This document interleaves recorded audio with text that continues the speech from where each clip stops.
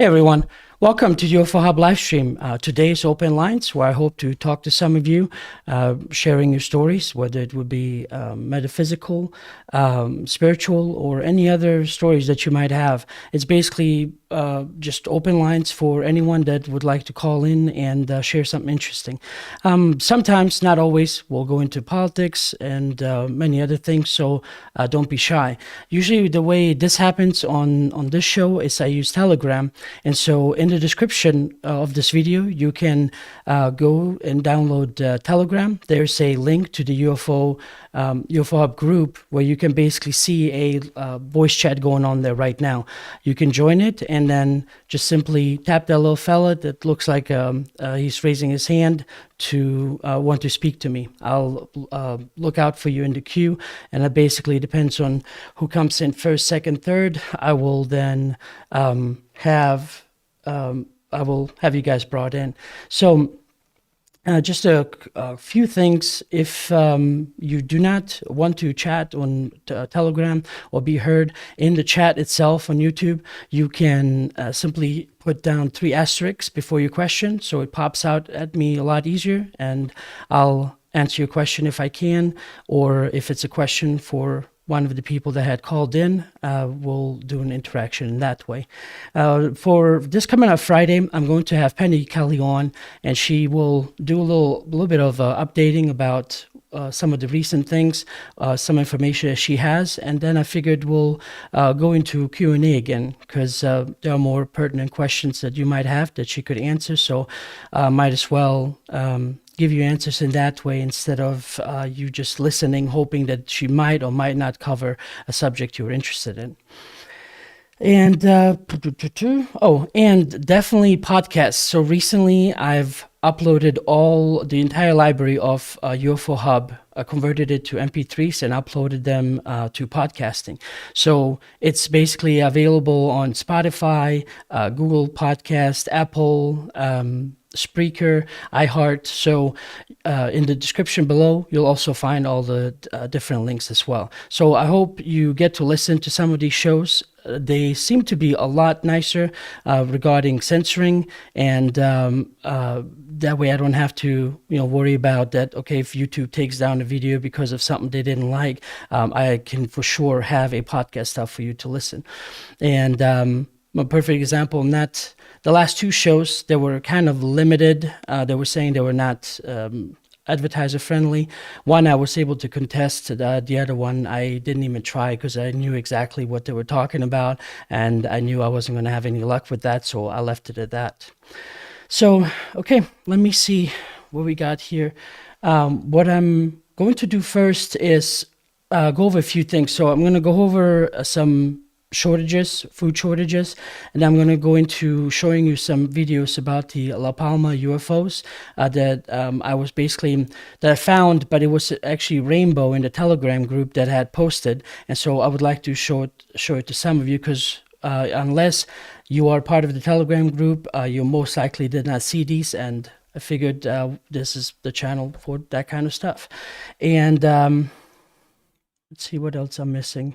There's something I wanted to talk to you about, a revelation for me personally. I kind of touched on it during the interview or the podcast I did with Truth Seeker, and it's something that just pretty much occurred to me a couple of months ago, and I don't know why it didn't, I guess happen sooner. But anyway, I'll get into that, and then we'll hopefully then get into some stories from some of you that are wanting to share. So I'll cover these different things first, and then we'll go into your stories. So hope it gives you enough time to download Telegram, get into the voice chat, and hopefully to speak to me soon.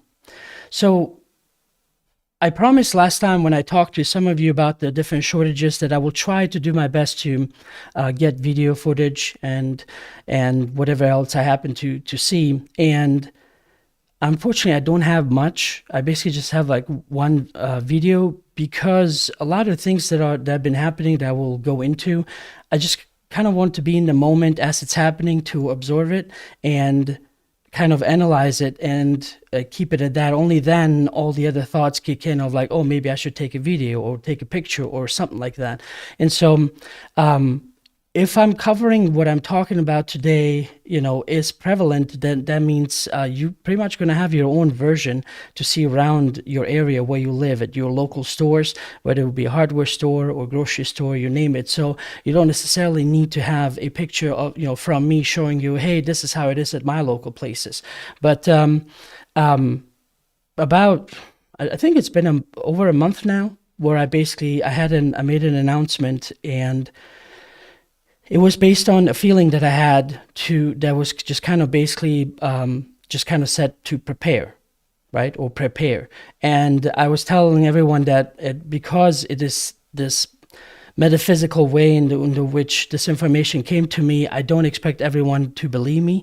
And it was some actions I started taking on that, and I just wanted to also inform everyone else, because I was, what was true then is true now, that I would have felt horrible if there was something that I knew or something I could have told you, and for you either watching or listening, you not being informed by me of whatever this, that might be. So my initial thing when I was saying that I don't know what this feeling about prepare was about, but it was strong enough to get me to start acting on a lot of different things.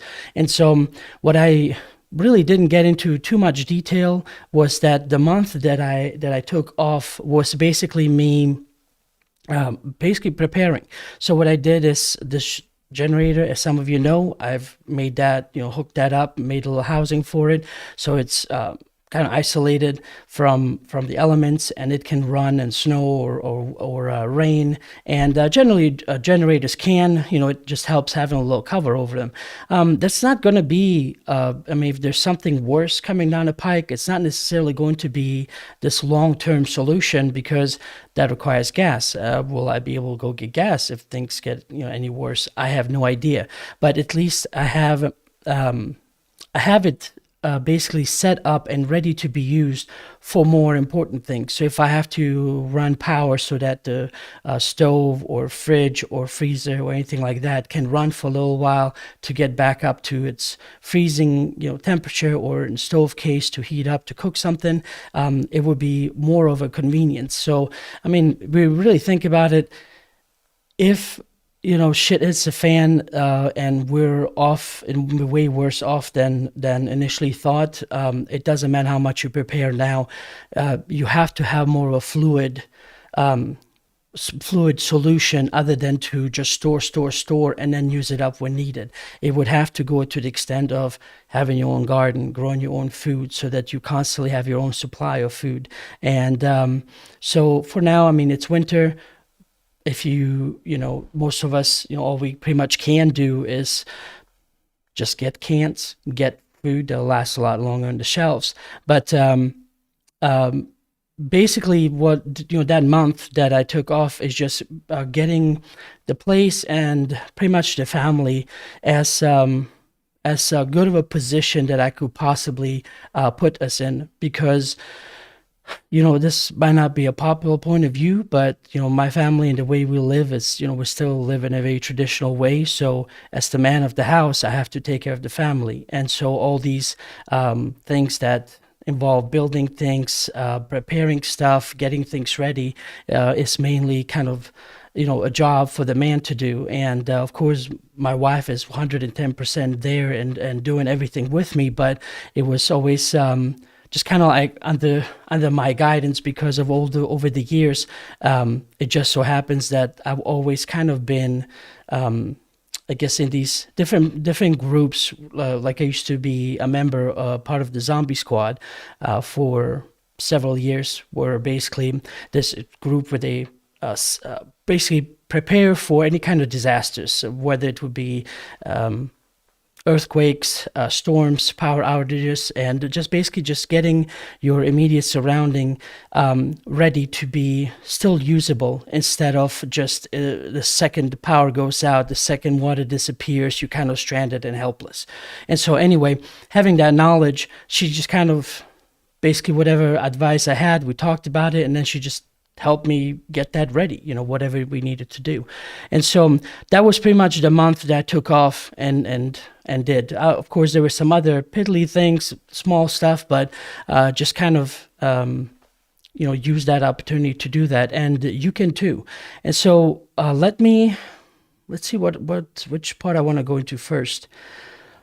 Let me first talk about the very obvious thing that I don't know about your area, but I know in the Northwest Arkansas where I live, there's the major towns are Fayetteville, Springdale, Rogers, and Rogers is also, I believe, the headquarters for Walmart, the corporation itself. That's because Arkansas is where Walmart originated, and so these small towns are kind of close to each other, and so if you put them all together, I might be wrong, might be 300,000 people altogether. So compared to a bigger city that has millions, it's not exactly up there, but it's still a pretty big chunk. And so I've been kind of watching these different places in the outskirts of that town and where we live, to see how things are progressing, because this preparedness part, I'm not exactly sure what to prepare for. That's why I was so hesitant to talk to you guys about. But now that it's been month and a half, it's becoming more apparent that there's more coming down the pike. And so let's start out with some visuals here. Let me go to the browser. So what this is basically a map of all these different ships that are delivering goods and doing business around the United States. And so I've seen this map a few times by a lot of different people that are basically kind of using this to say, oh my God, look at this backup of all these different ships. And so the whole idea is, I'm not poo-pooing that, but it's just, let me show you something of why, maybe if you've seen this before, don't immediately jump to conclusions. Because if you use this map, which is in the marinetraffic.com, if I zoom out, it's everywhere else too. So if I'm, zooming into, let's say, China here, that's a pretty hustling and bustling area. So what I wanted to show you here in a second. I'm sorry, this is distracting me here. I'm going to turn that off. What I wanted to show you is that you can use this map to find a bit more of an accurate representation of what's actually going on. So the whole idea is that because of these backed up ships, and I'll show you some footage here in a second. I don't know if you can see this in the distance, but it's basically, you see the kind of it's an aerial shot of all these different ships that are in that area, parked or actually anchored, more accurately, and they're backing up more and more. And so different numbers differ, and based on which source you look up. But the point here is that there's a lot of information, a lot of things that are going on right now that that there's a speculation that it's man-made. And again, I have no specific sources. It's just basically what you can see here, considering that this is a port controlled by a certain state. Excuse me a second. This is going to drive me insane. There's someone else chatting and my phone is vibrating like crazy. That should solve the problem. Let me just give you a different point of view here. And again, this is not to say that one person was wrong or the other one is right. There's still ships very much backed up, but I just want to show you through the software here. So green means cargo vessel, red is tanker, blue passenger, yellow high speed, and so on. So let's zoom in here. What this allows you under current status, and if I just unclick underway, Now it will show me more of all the ships that are anchored. And so first you have more of these ships that are on the outskirts, and you can kind of click on different ones, and it'll show you a picture of which one particularly is at that position. And then you can go to a different one, and then shows you a different picture. Here, this particular one is picture taken with unloading stuff, but it could have been happening at different times. So then when you zoom in more, and this is zooming in, for those that are listening, I apologize. I'm still getting used to this whole podcast idea that not everybody's watching. What I'm zooming into is Long Beach, Los Angeles Harbor. And now you get to see more of these ships that are kind of separated, which looks more like that. And so what's important, I think, to understand that a lot of these ships don't just have, unnecessary things. Like whatever, at one point the conversation was the treadmills or chairs or whatever. What it is, it's all these different food items are being created. Some stores, and I can't speak for all of them, but baby food and baby formula is getting low. So for our 5 months old, she's still breastfeeding, so as long as mama is around, we're good. But we know some in the family that don't breastfeed. They don't have enough for the baby, and so they have to then supplement via baby food. And that's usually something where I hope that if you're in that position, you kind of take care of it right now, because most babies, as I hope I don't have to be the first one to tell you this in case you didn't, they can't process the food the way we do, not just because they don't have teeth, but their stomachs just haven't developed the different enzymes that we already have. So they have to start out with breast milk or baby formula, to where it just kind of eat that for the first year, and until they're ready to start taking in more solid food.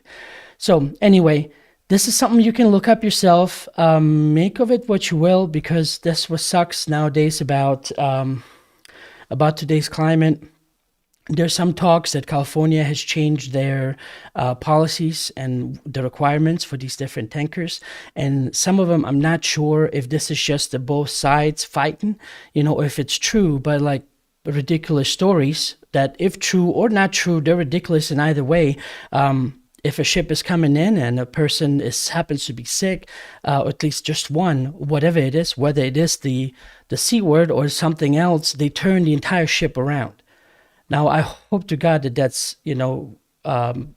fault, because it is absolutely ridiculous to turn a ship around and all the goods on it because of that instance. I'm sure over the hundreds of years we've learned how to deal, with something like that.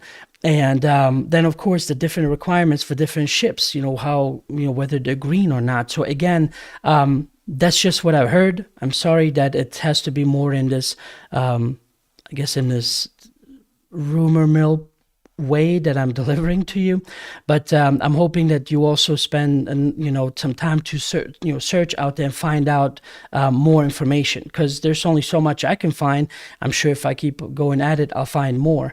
But it is almost frustrating that it is kind of being bottlenecked right here, because there's different ports here that they can be brought in through Texas, through some of the other southern states. Let me see here. Yeah, there's Texas, Louisiana, of course, Florida. And, it's not fair that kind of generally the rest of the United States has to be almost, I guess you could say, it's not exaggeration to say, held by gunpoint because of certain states' policy. And God knows the states can't agree on whether the sky is blue or not right now, but I'm hoping that it gets resolved. But as of right now, a lot of the information I was able to find is that this is just the very beginning of what's going on, to where even if, let's say, everything starts clearing out, it would still be several months until things get better. And so, all right, let me switch back to myself here. So what I wanted to go on over first. So first thing was that I noticed were staff. It was very apparent that different restaurants we go to, the family and I, at different places I have to go to, they're short on staff. And, being the chatty Cathy that I am, I don't mind speaking to people. So this one IHOP place we went to, we were seated and served by the manager. And so I got to talking to him. I said, is this just, shortage of staff, or is just people called in sick? He says, we can't find people to work. And what it was is one cook, him, and two servers for the entire IHOP. And so we were, within a month period, we were at this particular location at different times, and it's been pretty much the same way all throughout. How they do it, I have no idea. I mean, I'm surprised the cook hasn't quit by now. But then same thing with Lowe's and different places. The people are just not there like they used to. And so that was the very first thing, because before you can at least press a button at Lowe's and wait. It might take a while. Somebody might come by. They'll talk to you, help you find what you need. But it was just, it's almost gone. And so sure, they have associates at checking people out and all that, but the way it used to be, it's very apparent that it's not that way anymore. And what was another very huge, interesting fact here is that over 100 million, so the number I found was 100,450,000 people basically are not in the labor force. That means basically people that are not having jobs, but either not having jobs or staying at home and getting pretty much paid to stay at home because of whatever programs are going on. But in either case, that is a huge percentage, because as of before I started the show, I looked it up, and close to 332 million people, that's the population of the United States right now. So it is, if those people out of the 100 million that are still getting paid to pretty much stay at home, and that kind of stops, that would be close to like a 32% of unemployment in the United States. And during the Great Depression, at the height of the Great Depression, it was only 25%. So you can imagine what a strain to the economy it would be if all of a sudden you had if you have 1 out of 3 people that is not working, the other 2 supporting that one, and that would be, there'll be a lot to undertake. And so, in a way, they're already doing that by taxes. They're already being paid, and this other ridiculous amount of money that the government just keeps on spending. But that's a big factor when it comes to the economy to look out for. So specifically stores generally throughout my Northwest Arkansas area, and again, this would have to be based on where you live, they're simply, hours are all off. Like Fayetteville, during the weekend, it is hustling and bustling city, because you have college kids that go to the University of Arkansas. There's always people there. What was very interesting, and for a while now, noon is pretty much dead. Most restaurants are either closed down or do not open, and only open through a specific window, specific hours. So they might be open, from 5 to 9, or let's say 3 to 8, and just have, you kind of have to go from store to store to figure out what that is. But I've seen that on a wide variety of places. Now, some of the places that are open all the time, or 24/7, I should say, they're obviously still 24/7. But what I noticed when it comes to specifically these shortages that I'm referring to, like restaurants have started giving less food. I can at least contest to 10 different restaurants to where they kept the same prices, but they're visibly, based on what generally an order would be like, it is less food that they're offering. And then not only that, they're using a lot of fillers. So for example, IHOP or like Waffle House. I'm only speaking about these general places that majority of the working class people go to, because I'm part of that, and they would, so for example, like, if you're ordering an omelet, it was almost ridiculous. because I wanted to find out if that was true. I got my omelet, I cut through it, and I showed it to my wife, and it was basically just eggs more wrapped around it with just some sprinkled peppers and onions on top, and like just a strip of chicken. And so they were basically, because of shortages of everything else, they're just using what they have most of to still make it look like a regular order. If you go to like Waffle House or Denny's or some of the other places, for example, Waffle House, they are, hash browning the shit out of it. Now, those are not in the United States. Hash browns is basically it's potatoes that are grated, I guess, or just,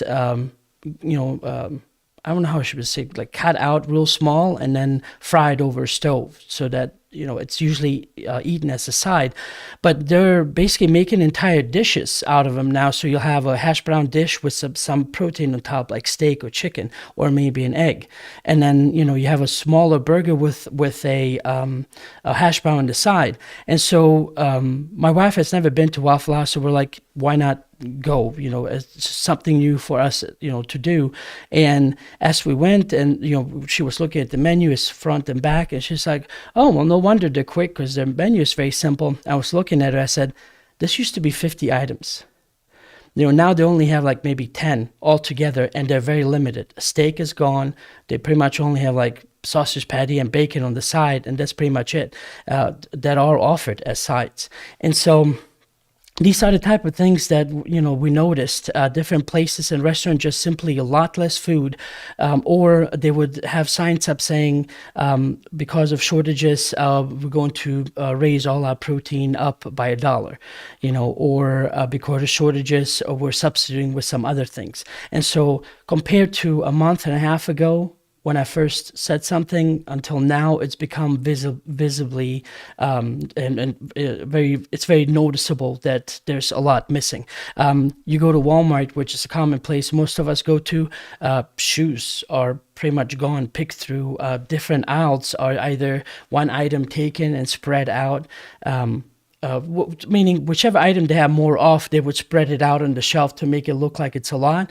And for those things that they have a lot of few of, what I noticed is just like a single rows that would just bring them up to the front. So if you like remove a jug of milk, that's it. There's no more milk behind it, or meat, or a lot of these staple items. And so,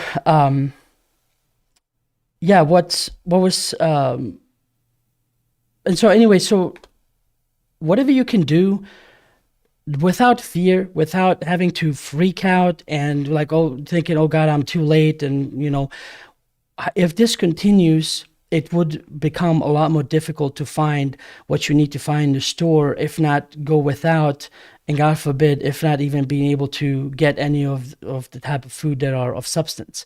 Because with everything kind of in shambles and going through this transition, however long that takes, there's just not a sure enough, way where I or someone else can tell you, don't worry, this will happen, or don't worry, that will happen. It's almost like you just have to just, in your own way, in whatever, in your own area, kind of get prepared. And so I don't want you to freak out and spend entire paychecks and all that, but just assess your situation of what you have, where you live, and how it is there.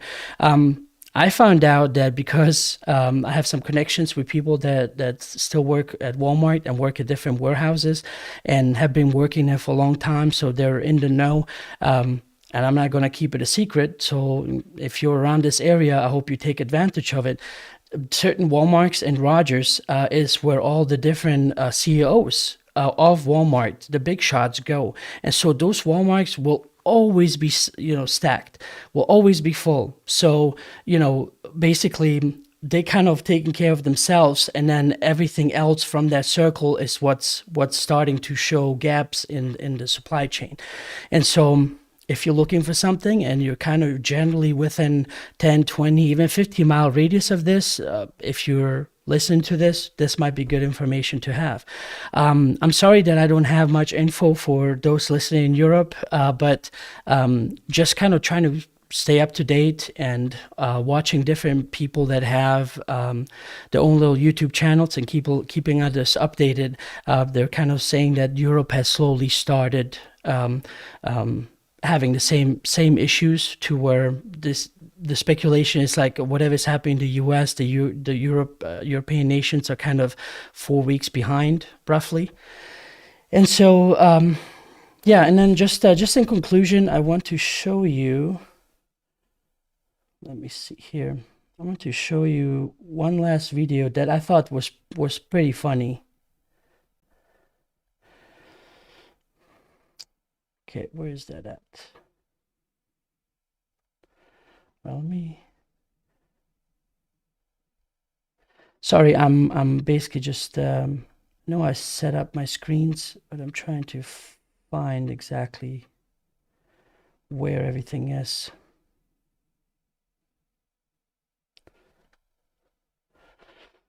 Okay. So what this is some of you might notice, this is called a Burlington coat factory, or just Burlington, depending on where you live. And so if you're looking around, there's this makeshift wall. Well, this place, if you've ever been there, is huge. And when I first walked in, I was like, babe, did you notice this? And she's like, what? They basically took in, and I was kind of looking at the lights, and having done construction myself, I'm kind of good at guesstimating distance. So I was using the lights to kind of measure out how far apart. It seems like 60 feet from the right and 60 feet all the way from the back that they're basically kind of cut into.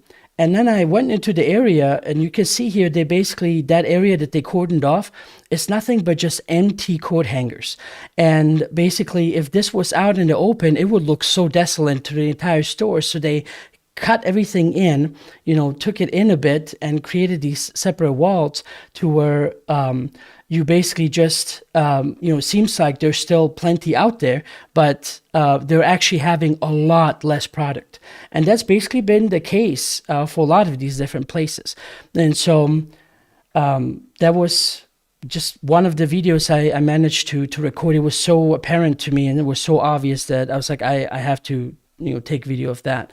So anyway, I don't know how useful it would be for you if I manage to notice something next time, and get out of my head, and kind of, instead of what I usually do when something's happening, I immediately stop and be in a moment to analyze it and to make sure I understand what I'm observing. So again, video or picture is not my first thought, but I will, hopefully in the future try to do a much better job to at least take some more videos, take some more pictures so that you can see what I'm referring to.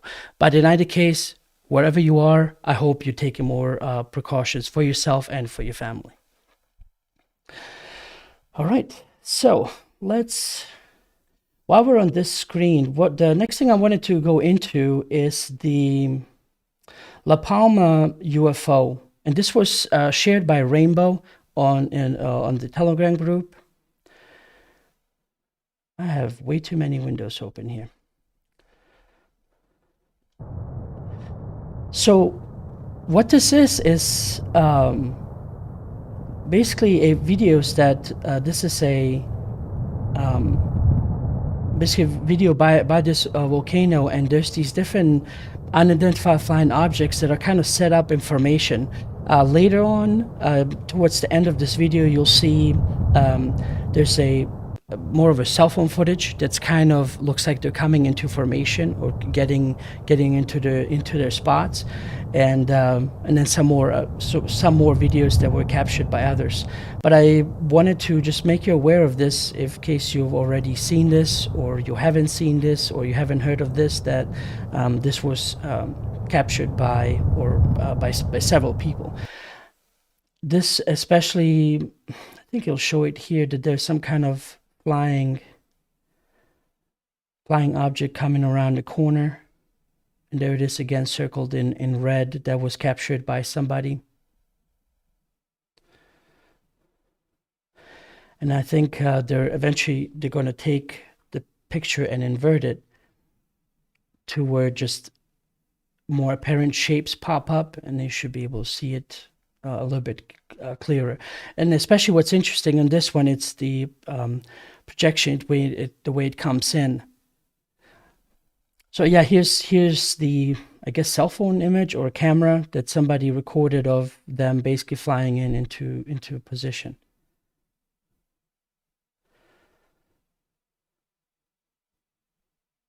All right, so anyway, I wanted to share that with you.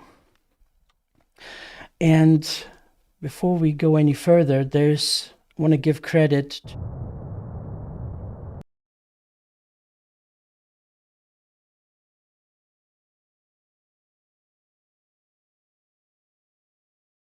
Window. There you go.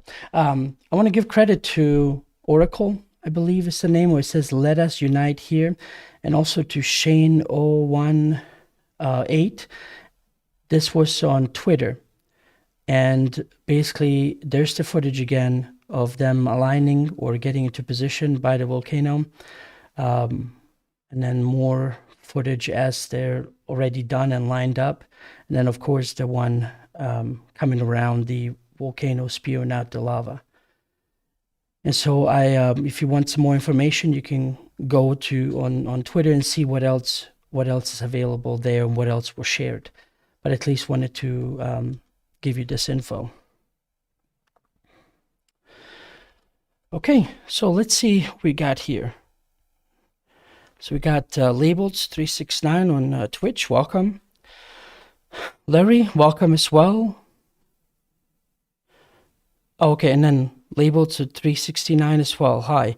Yeah, for those, I'm trying my best to avoid any of these strikes or anything like that YouTube might come at me with, after posting a video. But that I can't always guarantee. So I'm always streaming on Twitch right now as well. I'm always going to be simulcasting on Telegram, voice only, video on YouTube, and video on Twitch. And hopefully in the future, if I can afford the monthly payments, Rumble is offering for paid subscription for a streaming to be able to stream. So I'm holding off on that, but I also have a Rumble account that I'm going to be uploading a lot of the UFO Hub videos onto that as well. So all of that is in the description below. I hope you check it out, so that for some reason and one day we ever get disconnected and YouTube says, okay, I've had enough of you, you can definitely find me on all those different outlets.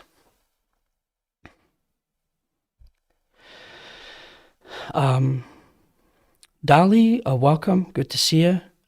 Too much information. Hello.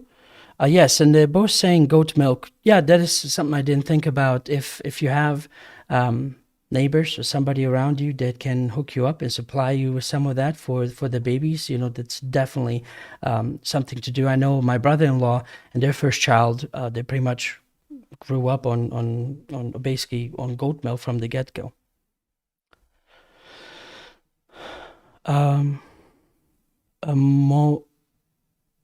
Mamisopka, I'm sorry if I'm mispronouncing these names. Welcome. Fab22, welcome as well. Fred, hello. And Sonia. Hi. So Sonia, I'm glad you're here, and this is for also everyone else watching.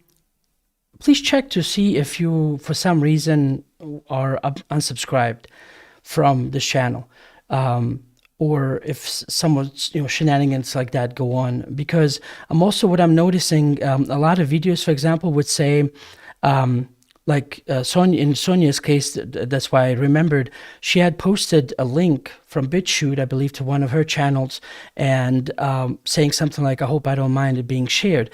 Well, it didn't go live. And not only that, on my end, when I try to go back to the comment section that as the creators, where we have access to, it wasn't in there. And I'm noticing a lot of times where people's comments would be gone. So it would say there's 6 comments that are posted, but then I look and it's only 3. And without any replies, just simply 3. And no matter how much searching or filtering I try to do, somehow they're always disappearing, going somewhere. So I don't know. I don't know if I can fight this with YouTube. It's just the best thing I can, tell you is to just, once you post once, post again, and if it's still not appearing, then post again. I don't know. I just don't know what the deal is with that.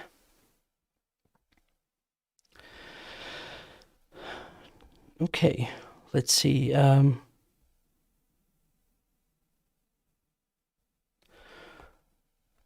right, let me just check the Telegram group just to see if If you're on Telegram and you just want to listen, that's totally cool. The way I know that you want to speak to me is that by you raising your hand, and if I don't see anyone, then I just won't, won't call up anyone.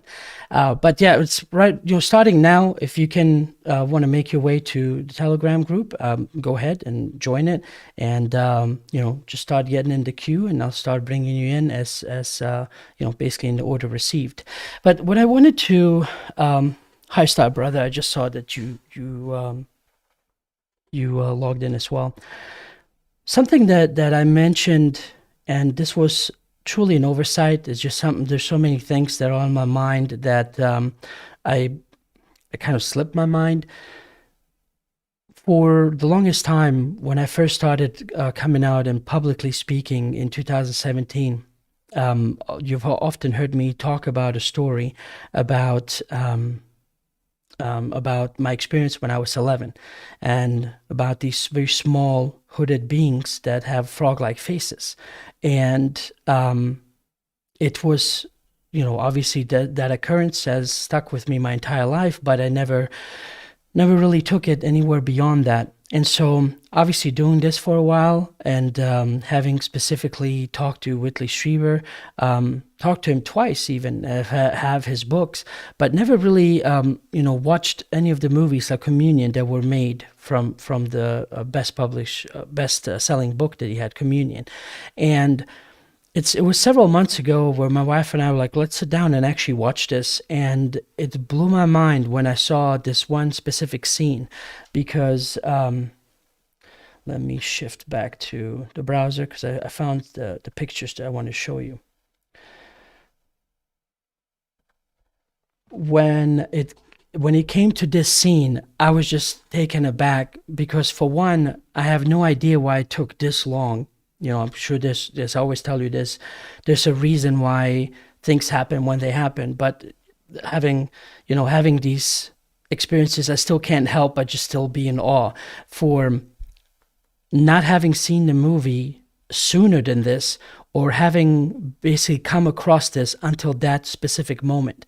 Because I've always just described them as hooded beings, and they looked like hoods. In my specific experience, it wasn't exactly, that the type of outfit where it looks like that they had pants on, but they were actual hoods. But the mouths is exactly what then I perceived as an 11-year-old as frog-like faces. And when you look at it, it's exactly, the way it's depicted, why an 11-year-old would look at that and say it's a frog-like face. And so, if more over time is going to be then happening and kind of revealing itself to me, it's very exciting.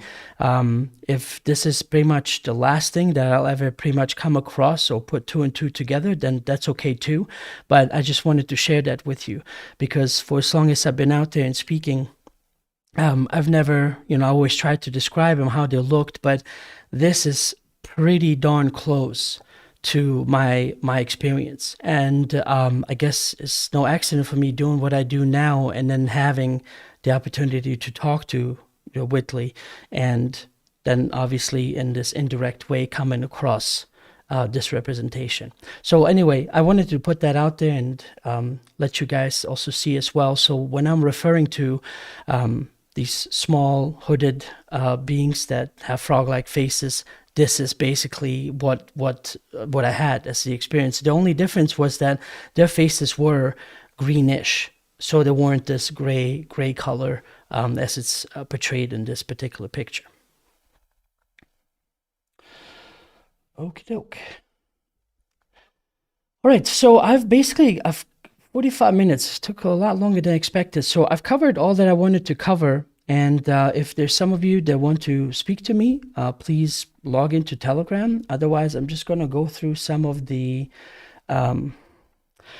chat, see if there's any questions there. And if this is pretty much it, then I guess I'll make it short and log off. But if you want me to stay on and chat with you some more, I'll be more than happy to. I just, beyond the initial setup and information that I've given you, I'm just basically just relying to talk to you and go from there and share more in that way. I don't have anything more set up.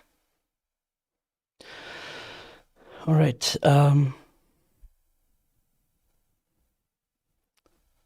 Mommy Sopika, I'm just gonna say mom, okay, or mommy, said, heard that Ron DeSantis has welcomed the ships over Florida.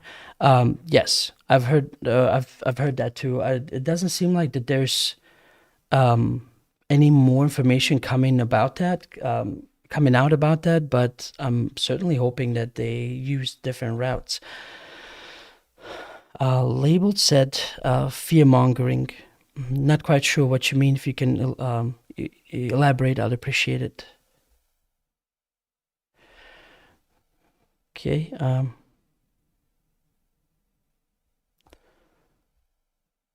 Fred says, question, why is there no crashed or down UFOs ever found and recorded by the general public? Well, I think the closest that I think that we as a public here in the United States came across would be the Roswell crash and the St. Augustine crash. I also have a video on that. If you look up Campbell and St. Augustine, I did an interview with him a while back where he shows different materials that they found and that they analyzed, and he's even written an entire book about that crash.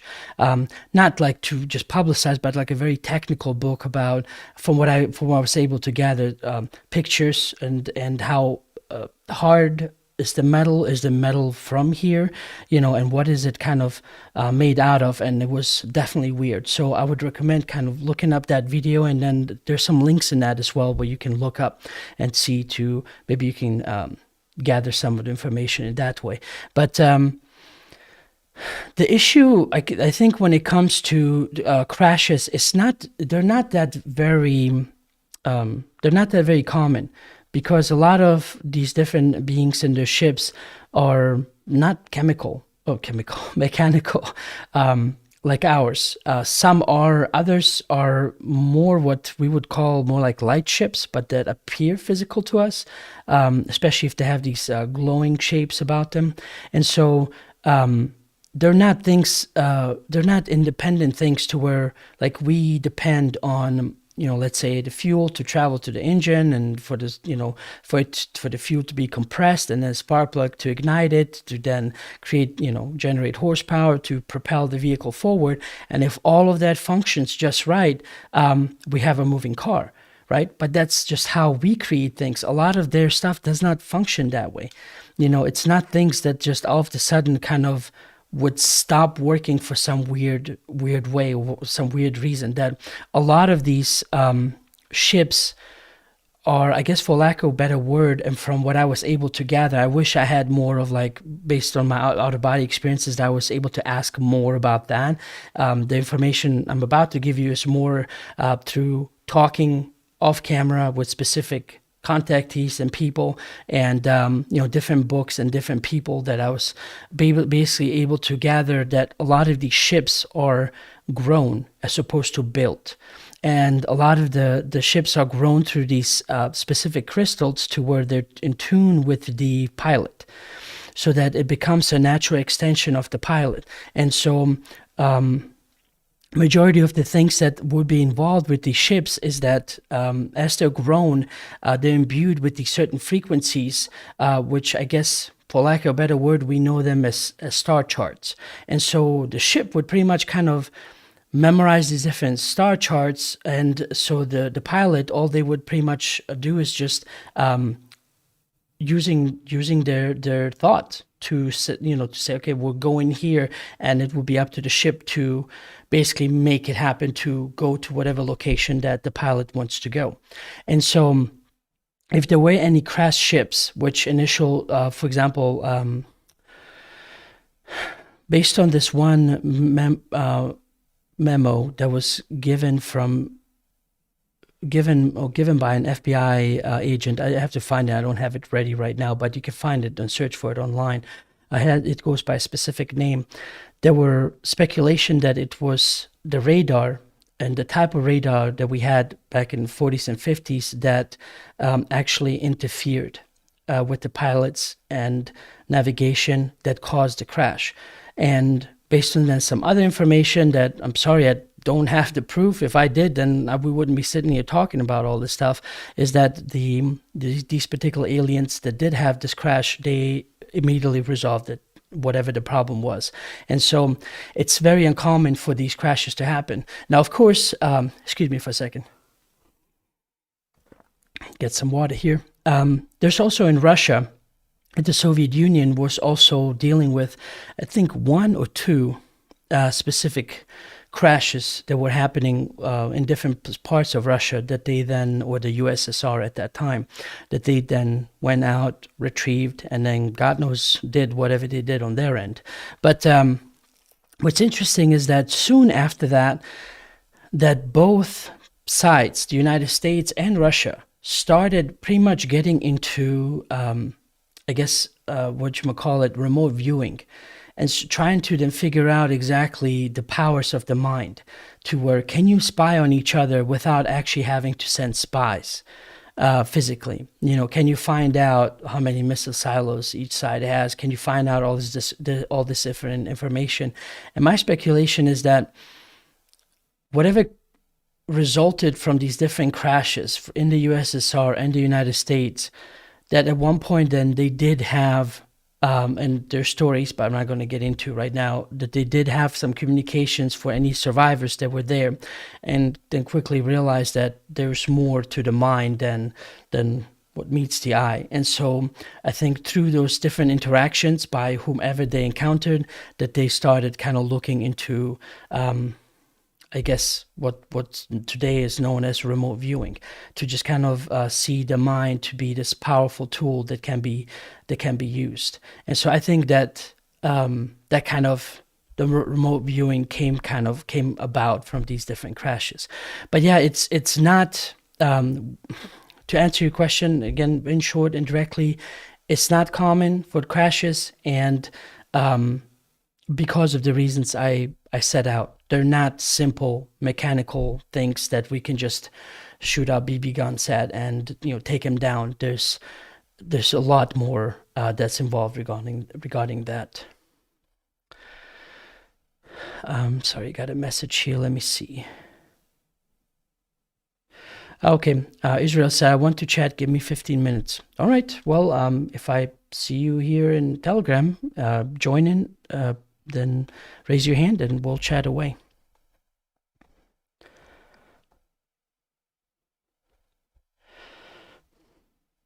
Okay.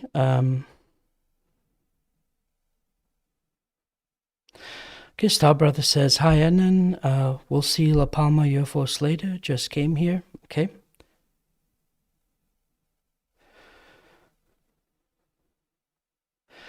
Patrick says, keep talking. Oh, you mean like me keep talking to you guys? All right. I guess I can for a while.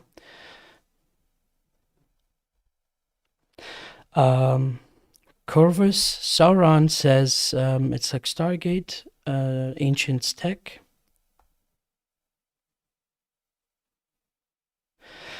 Fred said they must have dimensions, surely. Well, what was interesting is that this information was initially given to me by Bashar via, not directly to me, but watching his videos and whatever was available about Bashar at the time when I was first, kind of becoming aware of him. And then later on, I understood then through my own experiences, I understood more what he meant with like vibrations and dimensions. And what's very interesting is that he was basically describing that each particular spot in the universe has its own individual unique frequency, and basically what they kind of encourage us to think differently of, and I'm trying to do my best not to give you the wrong information here, but because it still kind of boggles my ego mind when you're in these different states that I've past shows that I was describing, it's a lot easier to learn and understand. But then when you come back here, things become again hazy, and you kind of have to cling to it to kind of commit it to memory so you don't forget about what you just experienced. But they're talking about, Bashar particularly was talking about that space itself, the object, and I'm probably going to butcher this, the object is not dependent on space, but that space is basically is depending on the objects itself. So, for example, if you can either through mechanical means or through your mind can imagine a particular place, and let's say it's your childhood whatever kitchen, and you remember your mom or dad cooking, and it's a very strong memory in your mindset. Remembering that, or using your brain to kind of focus on that, and if you focus on that strongly enough in that vibration, is that there's no the way the universe works, it has no other option but to basically then kind of become that place that you imagine based on that strong focus that you have. Most of us don't have it. That's why we don't have things like, oh, I had a thought and I shifted immediately to it. It involves a lot more cohesiveness, a lot more practice to get to that point. But he was describing that you can get there also through mechanical means, to where these different devices would kind of create a bubble of neutrality in space, and which you can also then use using thoughts. But anyway, we're going to stick to this this as an example. You create this neutral bubble, and you basically then through the different vibrations would then cease to exist in one spot and immediately appear in the other. And so that also explains a lot why some of these ships just kind of appear and disappear out of position. We think of things that like stargates and all these other things, but what it's more connected to is these different vibrations. Is that whatever you focus on in the strongest way possible, you basically then appear on that spot, on that position.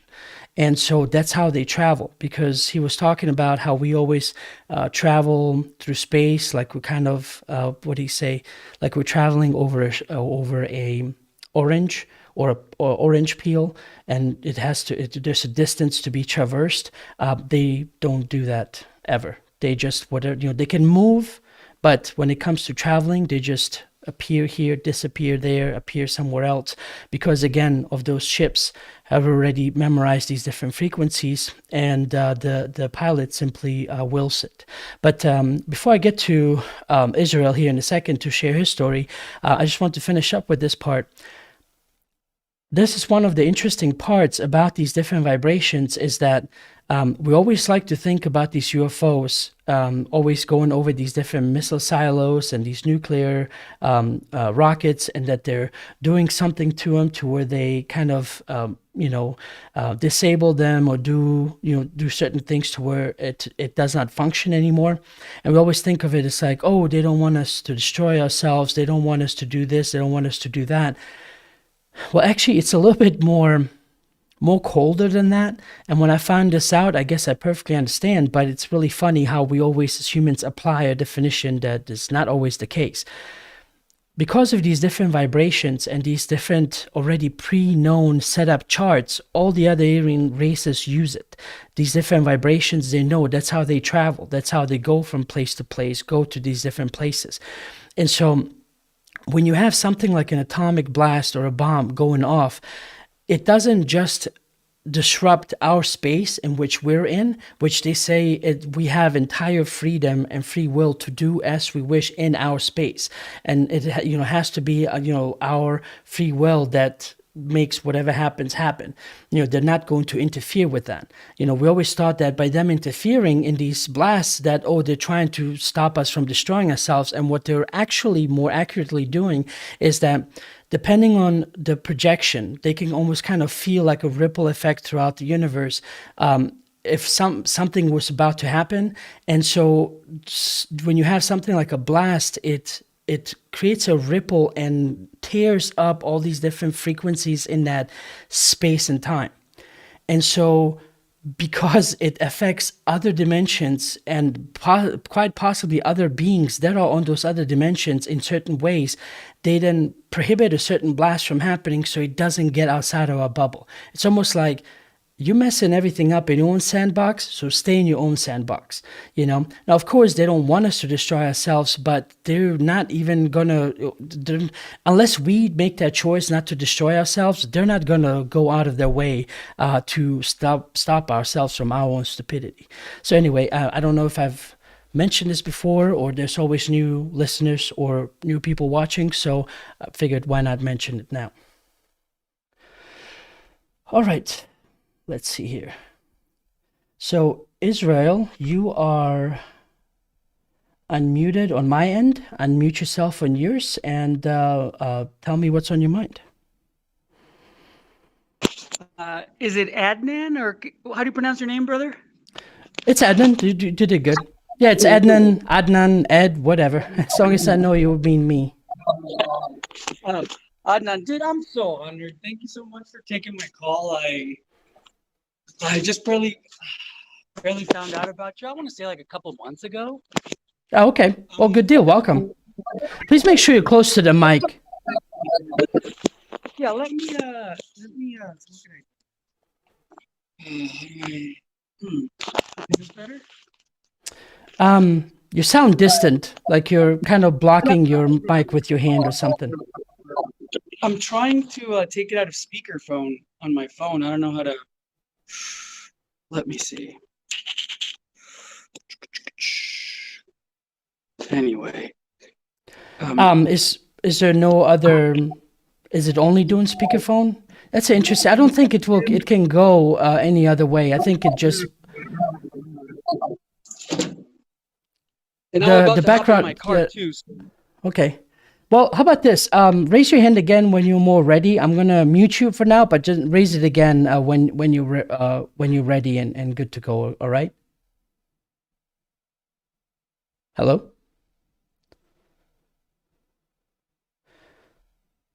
All right. Well, anyway, I'm going to. There you go. Mute Israel. So Israel, if when you're ready, just raise your hand again, and then we'll try this again. It would be good if I can talk to you. All right, let's go to chat. Let's see. Nick. Hi, Nick. Welcome. Says I'm late. Hi, everyone. All right.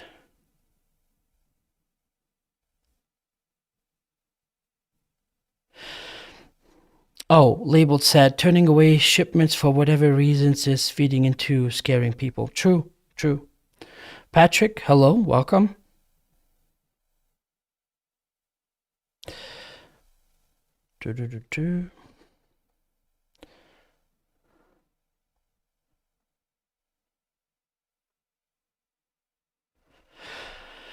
Okay. Again, if you guys are in the chat, if you have a specific question for me, please use that asterisk or the three asterisks before you ask it, because it's so much easier for me. That way I don't have to kind of figure out, is this a question for me or not? It's just immediately there and I know I can get to it. All right, Israel is back. Let me unmute you again. You are unmuted on my end. Unmute yourself on yours and let's try this again. Is this better? Yes, perfect. That's great, brother. Well, as I was saying, I mean, I'm one of these people that quit their job in the middle of this pandemic, or I guess plandemic, if you will. Mm-hmm. Just like, I mean, it was my first time doing really well, like maybe making good money, but it was a long hour, high stress job, right? And I made an identity out of it, and at the end I was just sort of miserable, and I mean, thinking that maybe my livelihood or my life was in danger with this coronavirus thing. That I thought, why would I want to spend it here at a car dealership in Eastern Oregon? This is where I'm from.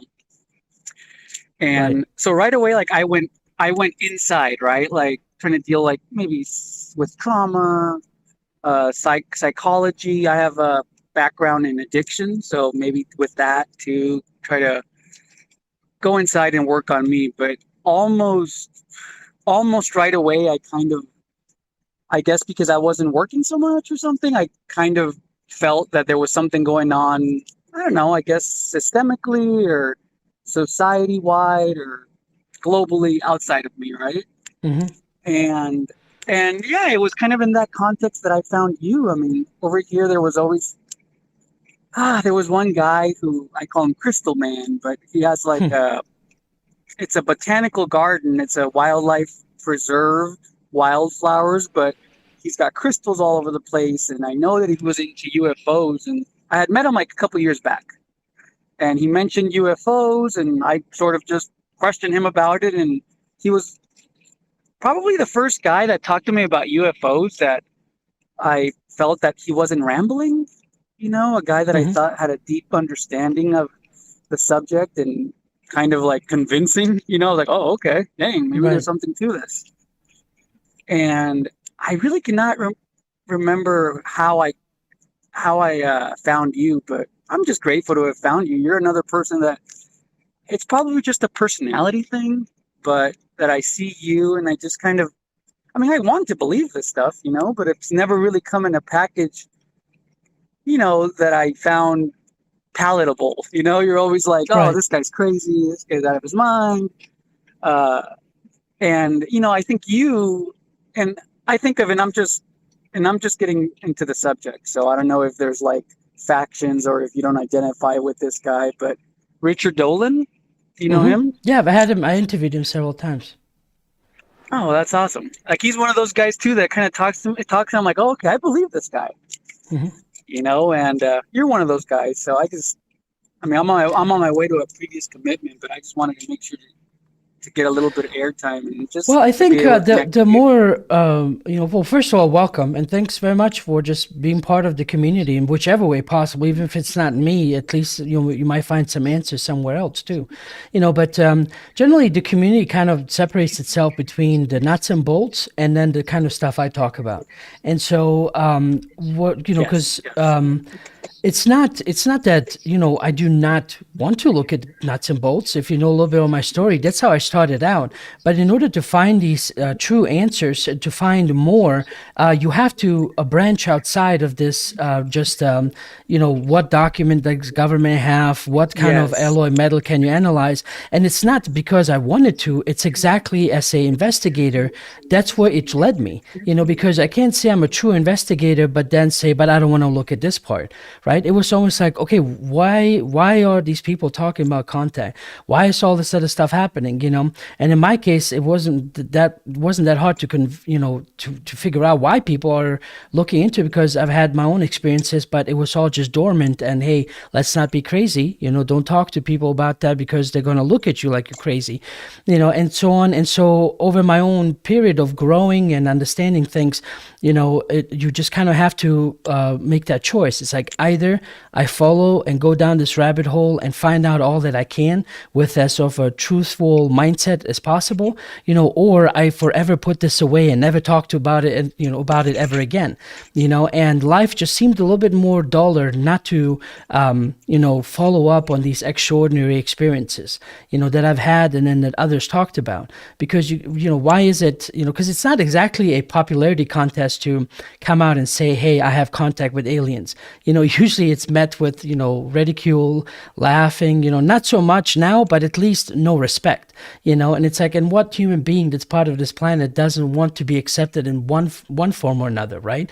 And so, yes. and so what happens then when you overcome that little, I think, David Icke always said it best, when you step outside the box that you were living in, do you realize how small of a box it actually really was, and how limited of thinking, a lot of people are, and then including yourself. And so my point here is that, I mean, you've seen, I don't know how many interviews you watched, or maybe you haven't any, but I started out basically interviewing anyone like Richard Dolan and anyone that's kind of started out with this more authoritative figure in the field. But then after a while, I realized their limit, or their limit and their knowledge is only going to be as best as the latest document released or declassified, because they choose not Yeah. to go further, to go in this crazy world. I realized, I have to keep going with sharing my own experiences, but then also talking to experiencers. Because, why is it that we always want to talk to a witness when a crime occurs and we admit their testimony in court, but yet we won't admit their testimony when it comes to UFOs? And so anyway, so that was kind of my mindset. So I'm just hoping that hopefully I'm not rambling, because sometimes I always accuse myself that I am. But the whole point is, I take my time to understand it first and then convey it in the best layman ways possible that I know how. Because I still consider myself normal. I like to go out and do stuff and want to have conversations about, whatever games or not so much football, but soccer. You can talk to me about that anytime, But anyway, Right on, me too, yep. Right. And so, it's just part of me wanting to be, another human being like everyone else and get along with everybody. So being disagreeable is not exactly part of my nature, but if there's a huge aspect of mankind that some people are not looking into, I can't help but want to be like, please just look at this way. I know you're not into this, but wow, what in the world is going on? And to me, I'll be honest, for me, it's about motives, or I had to become very self-honest. So I get a lot of my conclusions about the world because I from examining myself. Like, take for example my biological father. My biological father, like, I grew up with my stepdad and my mom. My biological father abandoned a lady before my mom had a kid with her, and let's not say abandoned. It didn't work out with her. Then with my mom, had me, didn't work out with her, and then with another lady, some kids, and it didn't work out. So for me, this guy's like at least cannot claim a moral position in society. Society would have him saying like would say that, oh, he's a deadbeat dad. He comes up next year and, on Facebook with his like frame that they put on like on the profile picture, it says, I got vaccinated, right? And for me, it felt like, oh, here, this is proof that there's like there's emotional manipulation, right? Here's a gentleman, my father, God bless his soul. He has never really been able to claim a moral high ground in society, right? And now to get pharmaceutical intervention allows him to say, hey, I saved lives. I did something good, right? And I come to the conclusion like, oh, there's something weird going on. There's some manipulation going on because this guy right here, I know my father. I know what, maybe not what he's done, but how most of society would interpret his trajectory, right? His deadbeat dad. And now here he has an opportunity to claim a moral high ground, and so I'm always questioning people's motives, and I'm kind of just in a sharing mood. That's why I brought that. But that in that context, I do think that the hardest thing for me to accept, the hardest faction, is someone like, respectfully, Kelly Penny, right, or Penny Kelly, that you're going to have later. She super interesting. Super awesome. As a matter of fact, I think that's probably how I found you, Crystal Man here, my local teacher here, my local guy who put me on to a lot of this stuff. He sent me a video of Cliff High and of Kelly Penny, right? And I listen to her. I like her. I believe her, but I think that would be like the most like. I would question motives, right? And this is my closed-minded, in the matrix, the more skeptical, if you will, side of me, right? That I'm not here to say, oh my God, she's wrong, don't listen to her. But I'm a person that wants to believe, right? And I've heard your talks, and I need to hear them again. But there was that long one about consciousness, and I think you actually mentioned channelers and stuff like that. And I got to rewatch it, but I feel like I want it to be true. Another book that Crystal Man, my brother here, my teacher here, he said that Seth speaks, the Seth material. Right. Yeah, that's that was kind of like the godfather of the Yes, initial yes, of the New channelings. Age thing. Right. And so I've been kind of picking it up, and I want that all to be true. I Right. want reincarnations to be true. It makes sense, and I have begun. Sorry to kind of ramble on, but I'll end with this. I have begun to sort of, I don't want to say believe, but been open to the possibility of reincarnation a la New Age. That the whole themes of like I picked this life, I picked my parents. I like that because I like the stress that it relieves to live my life and to not be so fearful of death. Not so much that I'm sure like, hey, this is what's gonna happen when I die. I'm gonna meet up with everybody else and see the UFOs and the ghosts that I met in life that I thought they were UFOs and ghosts, but they were actually my friends. I don't know if that's gonna happen, but I like the practical effect that it has on my life, which is just to relax and try to grow as much as I can spiritually, if that makes Right. sense. Well, see, if I could just get your attention on this real quick, just to note this part. If you've heard me speak before, and maybe other people, please understand that it was a journey that was something that I set out to do for myself, that had absolutely nothing to do with anyone else. And that's the part that a lot of people, when they listen to my talks or others, they kind of overlook, is they don't realize that was a kind of like where the position you're in now, where you start looking within and you go, what in the world is this world about? And so all these things that had happened wasn't out of like, oh, now I have a story to tell everyone, and hey, everybody listen to me because I got the answers. It was something that it was like a true soul searching. And by simply going in every direction I could possibly do and not be limited, did I find these answers in this way. And so now, if I've heard things like that before, where people say, well, okay, there's an afterlife and you might meet, certain people that you know in here or whatever, and all these other things. But all that, honestly, is minuscule compared to the actual experience when that actually happened to me. And so it's only when you Sorry, can physically. you repeat that? That was a minuscule compared to what? Sorry, Oh, brother, I lost you. no, no. I was just going to say there was a minuscule experience, compared to the actual happening, to the actual experience that occurs, because there's something about knowledge that it's good to have, but it's the experience that actually turns that knowledge into wisdom. Then now you understand more, right? You can say, the Eiffel Tower is tall. It's just tall structure, but it's only once you've climbed it on the very top and you look off of it, do you see like, wow, this is a damn tall structure. You know what I mean?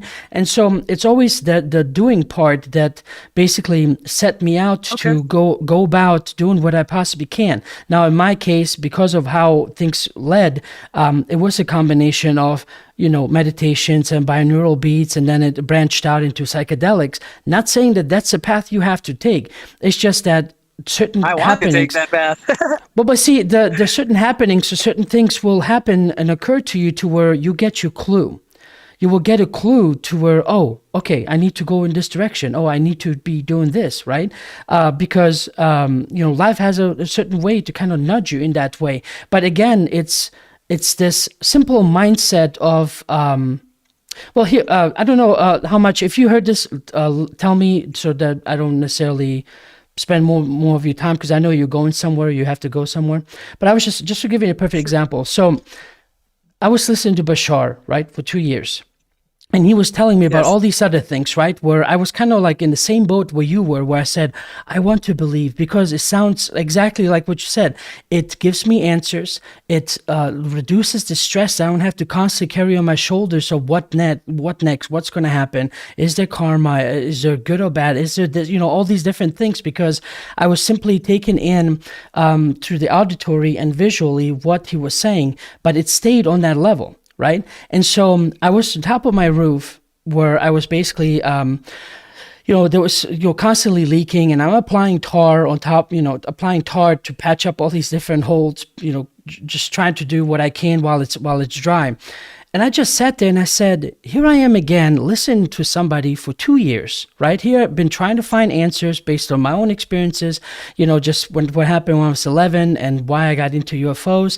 And then he's talking about these relationships and energies and all this other bullshit. I'm like, what in the hell is all that about, And so I just kind of like, I can't describe it other than as I sat there, I said, I want to apply it. I have nothing to lose. I mean, I have absolutely nowhere else to go or to do other than to just keep on breathing and keep breathing every day for so many years until I croak. So I had nothing to lose, that kind of mentality. And I said, Yes, why haven't I applied? I think I heard.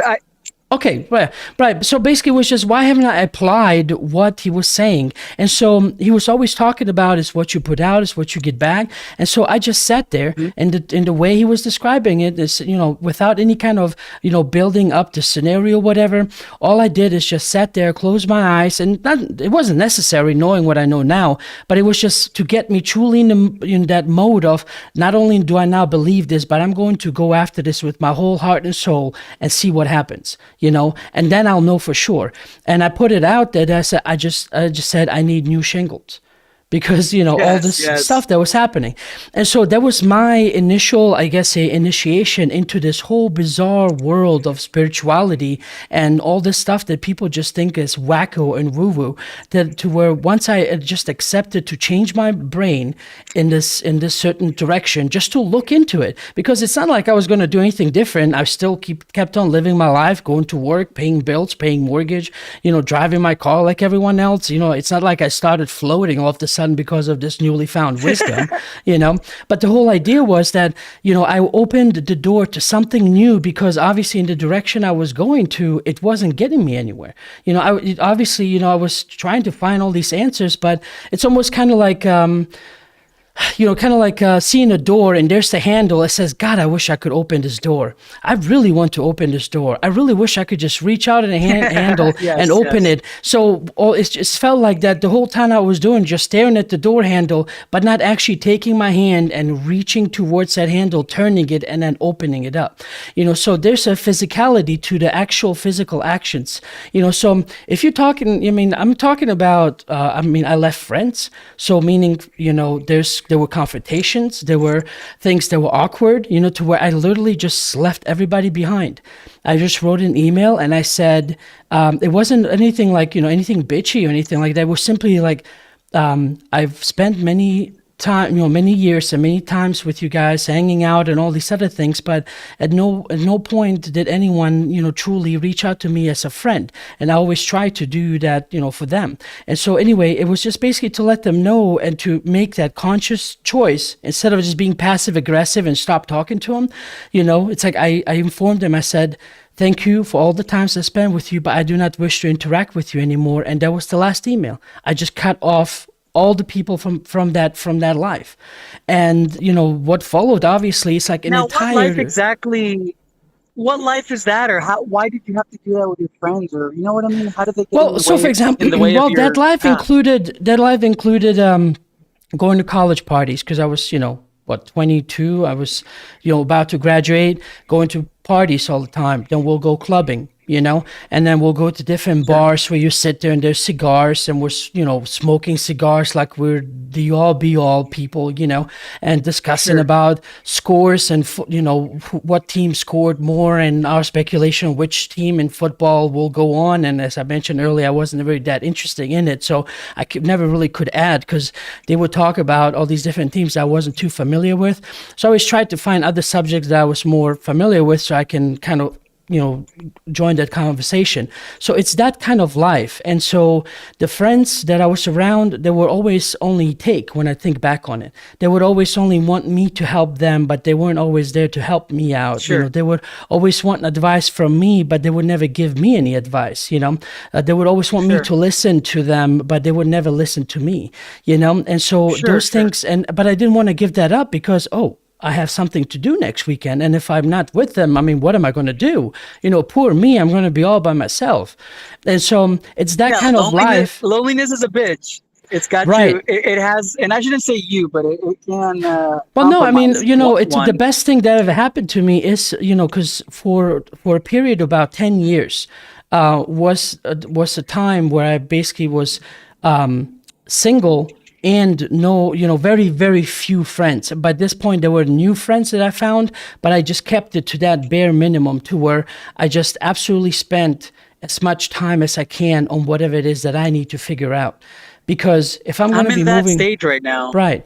Yeah, I I'm mean, in that if you, stage I right mean, you probably can relate. I mean, if it would make perfect sense. I'm sure it does to you now. If I say it's better to figure your own shit out, to know exactly what you want before then just going out there and just throwing the ball around, hoping somebody throws it back. Whether it's a new job or a relationship or a friendship or another opportunity or things like that. It's like, at least I know what I want. I know, I'm become the person I want to be. And now as this person that I say I am moving forward, now I can do everything new as this newly found person.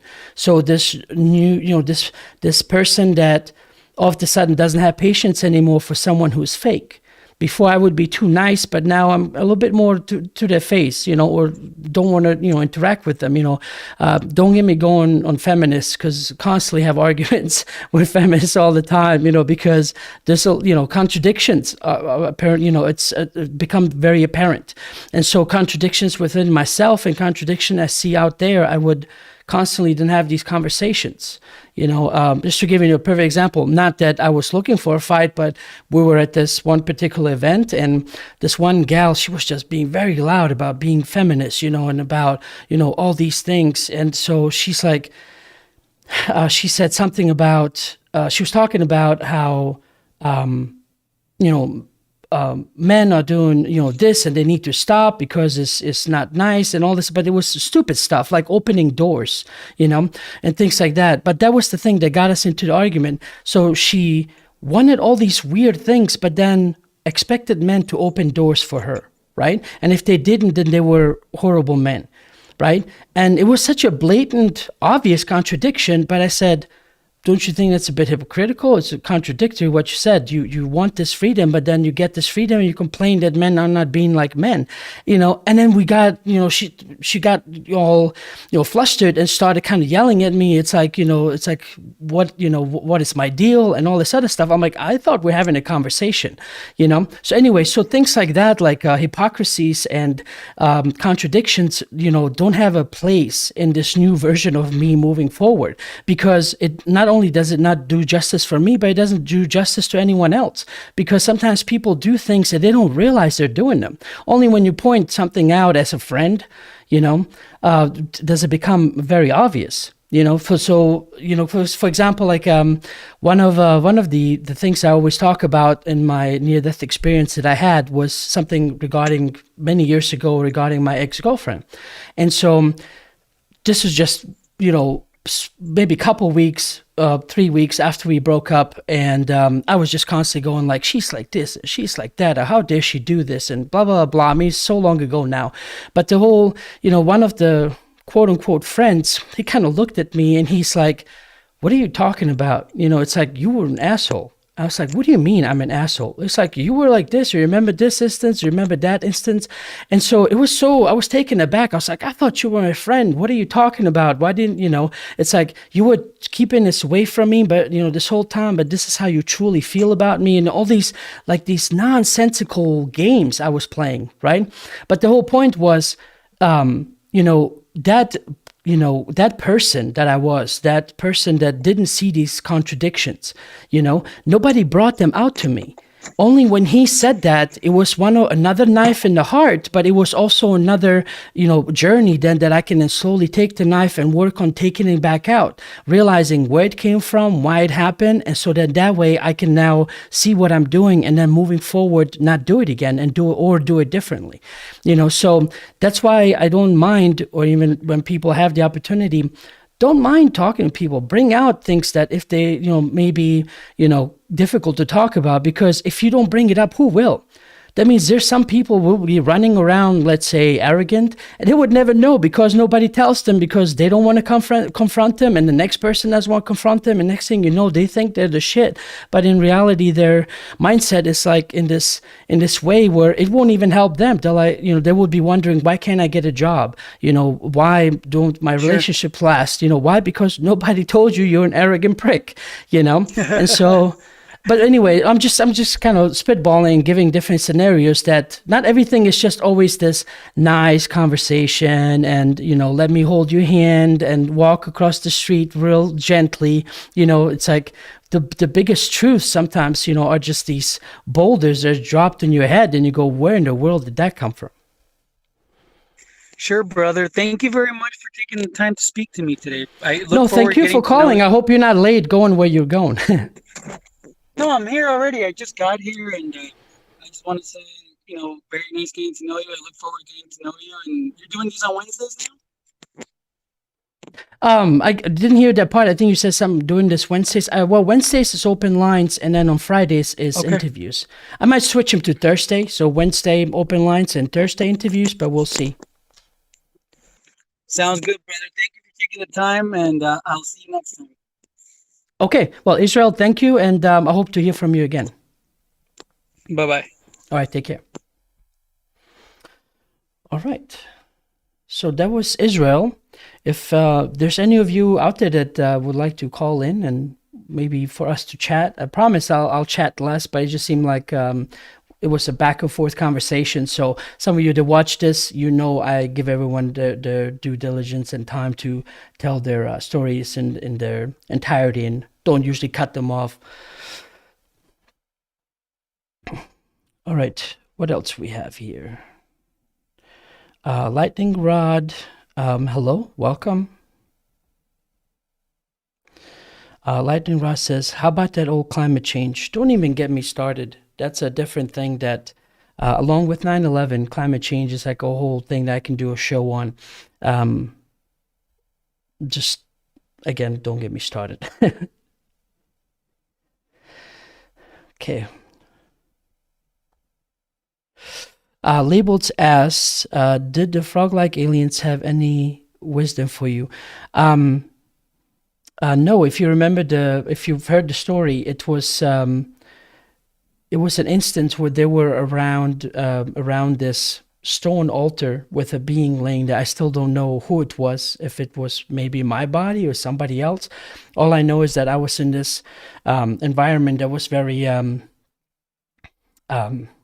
tropical and like a deep lush forest, and the smells of it were like a deep lush forest, and I was kind of hovering around these beings as they were basically just standing around this altar, and it was kind of blurry. I couldn't exactly make out exactly what was happening.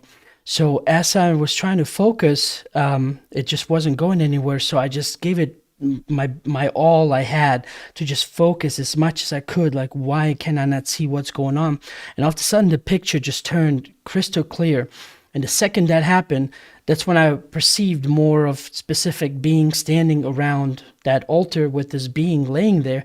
But in that instant, one of those beings just kind of quickly turned to me like this and kind of ran to me in these long strides. If you ever seen a short person run, they're kind of running towards me as fast as they could, with like a king's scepter holding in one of their hands. And then what happened was just smack me that middle of my head. And I remember getting up and I could still feel the impact on my forehead, but it was, I was in my bed.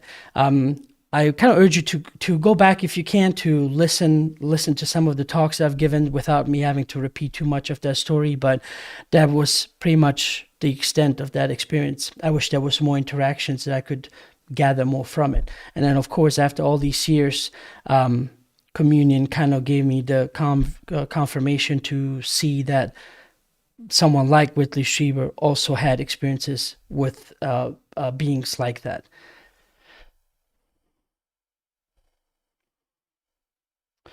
Okay, let me see if there's any more questions.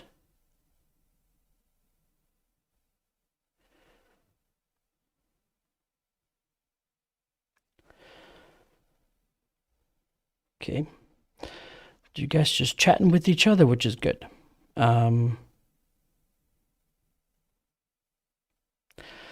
Liba says, why was my message retracted?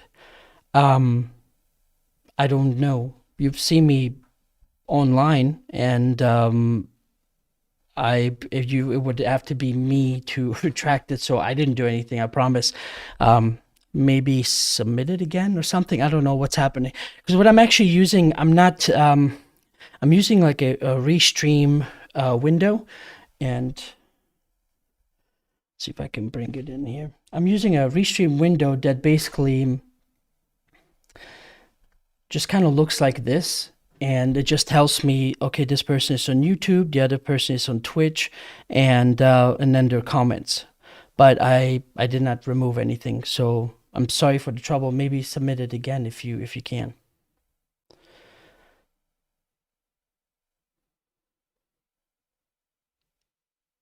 Okay. Okay. Still, all you guys just chatting.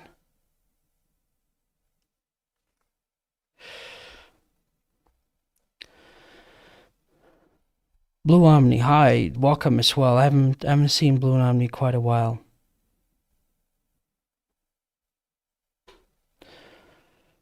Okay, all right. You guys seems like just chatting with each other.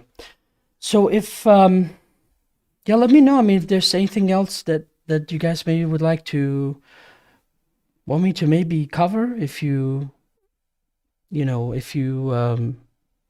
I guess hold any value to what I tell you here on these weekly shows.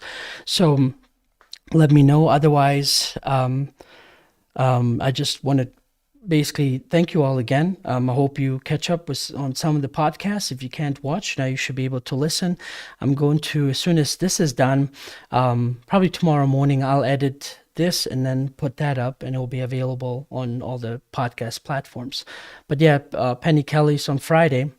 And so I'm genuinely looking into switching over to Thursday. So then that way I have back to back kind of getting all that done. So then that way I have basically Fridays and the weekends open for potentially other interviews too, because there's an interview on the 27th that I will do. It's a weekend on Saturday at 1 p.m. I hope you can tune in, and it's talking to Gerard. I'm sorry, I can't recall his last name now, but he's from the Netherlands. And so because of the time difference, 1 o'clock here, it's about 8 o'clock where he's at. And so that way the weekends will come in handy to do interviews that way. Because if I try to do Fridays, or let's say Thursdays at 7, that would pretty much mean that it's 2, 3 o'clock in the morning during his time. And most people, unless you're Fab 22, you're not going to be up that late to pretty much watch or listen to anything.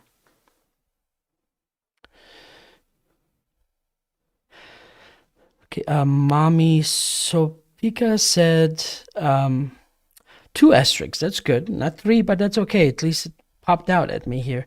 Said, my 15-year-old son has been visited by shadow beings once in a while for the past 3 years.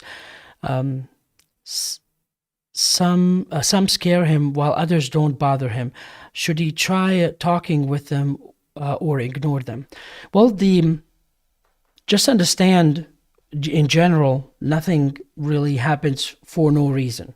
We like to think that, and we call it coincidence and things like that.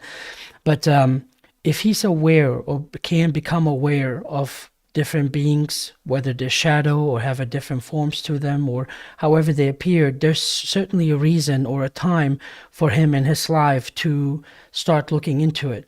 The biggest factor here is the fear that people don't want to get into because they're afraid that something's going to happen to them.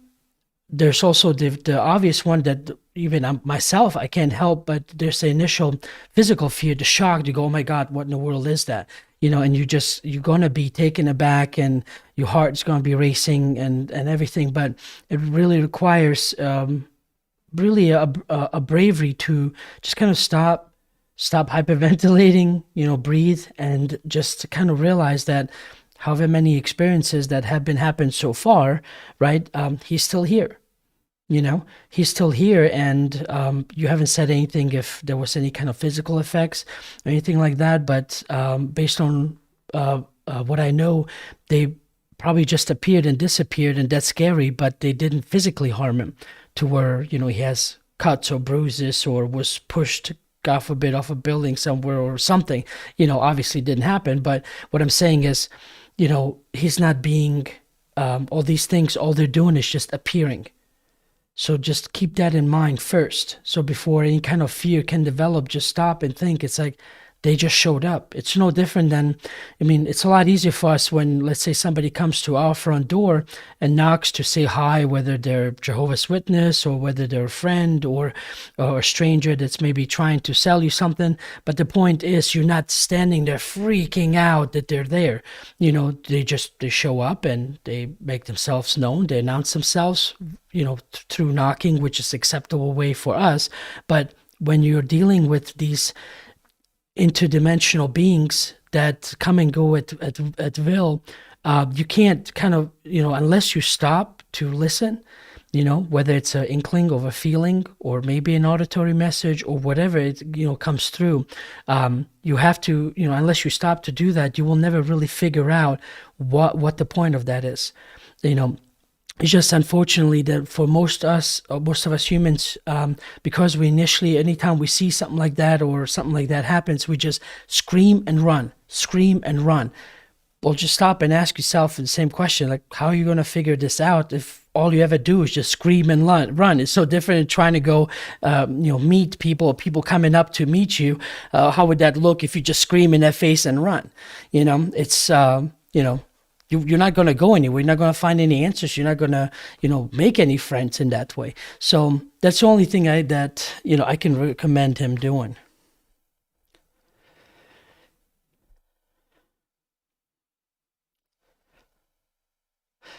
Right. So he said he's not been harmed or ghost-like. Yeah. So just if you can, if you find this advice something he can follow up on, then just that's what I would suggest.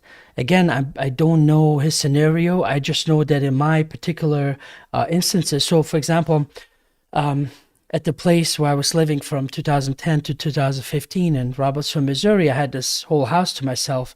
One of the instances, for example, I would be in the kitchen and I would just have the kitchen light on, and I would wash the dishes, because usually obviously it's just me, so there's no point of putting them in the dishwasher when there's only one dish and a fork or something like that.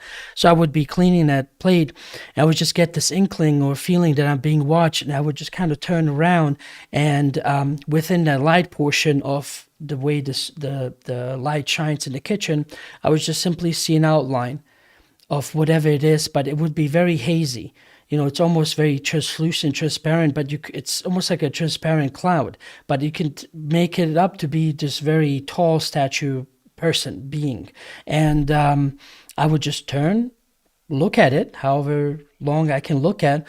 I feel fears coming up, whatever is happening, but I would just kind of breathe, just keep looking at it, keep, just do nothing but see what happens next. And usually it disappears, and at this instant, it only occurred to me one time when it comes to the being wise. I saw another time more of a orb, shadow orb. But, again, I did what I could possibly do, what I understood at that time, to just see and kind of welcome it by not freaking out in its face and just seeing what might happen next. And so in this instant, nothing happened. I moved on. So again, I don't, this is only an advice that I know I can give because I've followed up on it on my own. But please make sure that your son understands and that you understand whatever you do, you still at the end of the day have to do things on your own. Make up your own decision and do it for your own reason, not because, oh, well, so-and-so said I should do this, therefore I'll do it. And then if something happens that you might not expect or don't like the results, or God forbid something worse happens, you're like, oh, he made me do it. It's like you have to take responsibility. And understand that what I'm giving you is an opinion based on something I've done in the past, but it's your actions that basically get you the answers that you're looking for, and sometimes they, might be pleasant, sometimes they're not, But most of the time I found that, whatever I was searching for, whatever I was afraid of, it was just my own limitation, my own fear that prohibited any kind of communication from moving forward or going to the next level. And until many years later, I just learned to just, part my French, calm the fuck down, because we can't help it. And so I understand exactly how some, people do, because I did it. You just freak out. The first thing that happens, like, oh my God, what the hell? And you just, you scream or run or whatever. And so the best thing that in any situation you can do, just immediately just calm yourself, analyze the situation, and then move forward from that.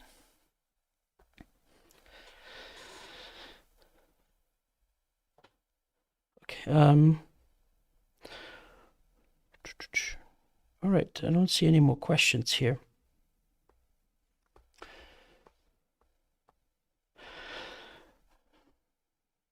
Okay.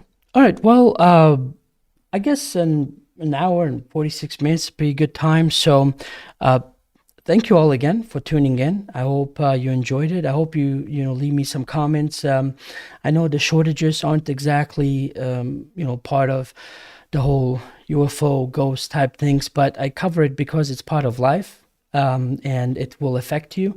It's if you don't have any food to eat, it's kind of difficult to try to figure out what UFOs and ghosts are about. Most of the time, you're not going to be caring about those, and your first thing on your mind would be trying to find some food. So anyway, it's to me everything is interconnected. As I've said in the UFO Hub message, when you first get to the UFO Hub video, if you're not subscribed, but you can search for it, just says message from UFO Hub. To me, everything is interconnected, and everything has. Even though we might not see the initial meaning, the initial understanding,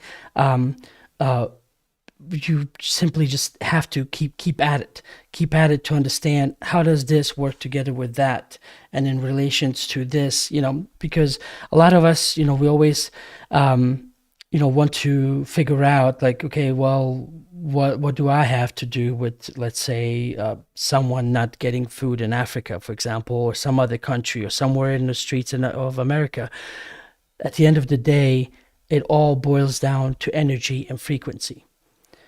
If you hear about it, if you see it, it became, you became aware of it in one shape form, one shape or form, and it's basically then up to you to see, okay, what are you going to do with that particular awareness now? So if you're aware that there's children hungry, will you send some money? Is that something you can do? Can you physically go there maybe to help, or do you choose to ignore it?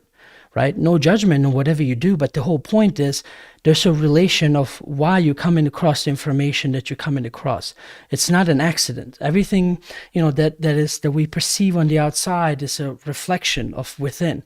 And so basically just have, constantly watching a play happening in our lives as we go through our lives, constantly watching plays happening of, oh, there's person buying some bread, and there's another person driving alongside me, and then there's the construction person fixing the road. All these other things have a meaning, but what meaning that has, it's up to you to find, and up to you to figure out, why did you happen to come across it at that moment, at that time. So again, I will continue, unless most of you say no or don't do it, to just cover different subjects that are, outside or seemingly outside of the spectrum of just UFOs, metaphysical and spiritual. But I'm hoping that you don't mind it too much, and if I do give you that info, that it's hopefully worth your while to sit and listen, instead of it feeling more like it's a waste of time for you to do that.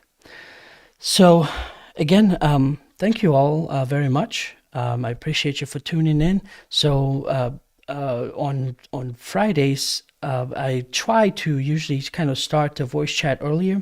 So if there's some of you that are, just wanting to chat, like today, Croak, CROW, logged in, and it was just me there, and we got to chat a little bit and how he came across the channel and stuff like that. And that's what it's there for, if you want to directly speak to me for a little bit before the show starts. I usually don't have much time after the show, but beforehand, at 45 minutes or an hour, that would be your opportunity to do that. If you just download Telegram, join the UFO Hub group, and then you can chat with me directly.